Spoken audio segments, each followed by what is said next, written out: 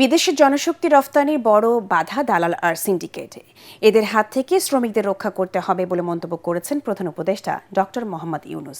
রাজধানীর ওসমানী স্মৃতি মিলনায়তনে এক অনুষ্ঠানে কথা বলেন তিনি। প্রধান উপদেষ্টা বলেন, জনশক্তি রফতানির প্রধান বাধা জাল ভুয়া কাগজপত্র। এজন্য বিশ্বে জালিয়াতি হিসেবে পরিচিত বাংলাদেশ।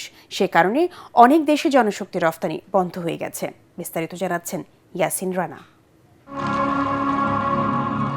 আন্তর্জাতিক অভিবাসী দিবস ও জাতীয় প্রবাসী দিবস 2025 উপলক্ষে আয়োজন করা হয় এই অনুষ্ঠানের। এতে প্রধান অতিথির বক্তব্যে মালয়েশিয়া, মধ্যপ্রাচ্য ও জাপানে জনশক্তি রপ্তানির নানা সমস্যা ও সিন্ডিকেটের কথা তুলে ধরেন প্রধান উপদেষ্টা।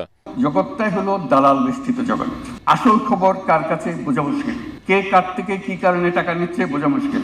ভেতরে ঢোকার ক্ষমতা সরকারের নাই, এখনো হয়নি, আশা করি একদিন হবে। ভুয়া কাগজ ও জালিয়াতির জন্য বিশ্বের অনেক দেশে রপ্তানির পথ বন্ধ হয়ে গেছে বলেও জানান তিনি। যে দেশে লোক পাঠাতে যে প্রথম কথা হলো তোমাদের কাগজপত্র সব জাল, নকল, বেজাল, ভুয়া। বাংলাদেশ বিখ্যাত হয়ে গেছে সারা দুনিয়া জুড়ে শুধু ভুয়া কাগজের জন্য। একাধিক দেশে একই অভিযোগ, তোমাদের লোক নেব কি করে। ওই যে শব্দটা ম্যাজিক ওয়ার্ড যেটা উল্লেখ করলাম, ওইটাই হলো আসল দালাল। এই দালাল থেকে সবকিছু উৎপত্তি হচ্ছে। স্বর্ণের খনির চেয়েও যুব সমাজ বেশি দামি জানিয়ে ডক্টর ইউনূস বলেন, দক্ষ জনশক্তি রপ্তানি করতে পারলে জাতি হিসেবে এগিয়ে যাবে বাংলাদেশ। যদি আমরা আমাদের এই রাস্তাগুলো সাফ করে ফেলতে পারি, দালালের খপ্পর থেকে আমরা বাঁচতে পারি, আমাদের নিয়ম শৃঙ্খলা আসতে পারে, জালিয়াতির থেকে বাঁচতে পারি, এটাকে ঠেকানোর কোনো উপায় নেই।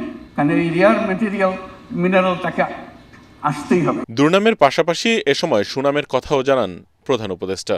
তিনি বলেন, ইতালি, ফ্রান্স, লন্ডন সহ ইউরোপে বাংলাদেশিদের কাজের বেশ সুনাম রয়েছে। এর জন্য সেই প্রস্তুতি জাতি হিসেবে আমাদেরকে নিতে হবে।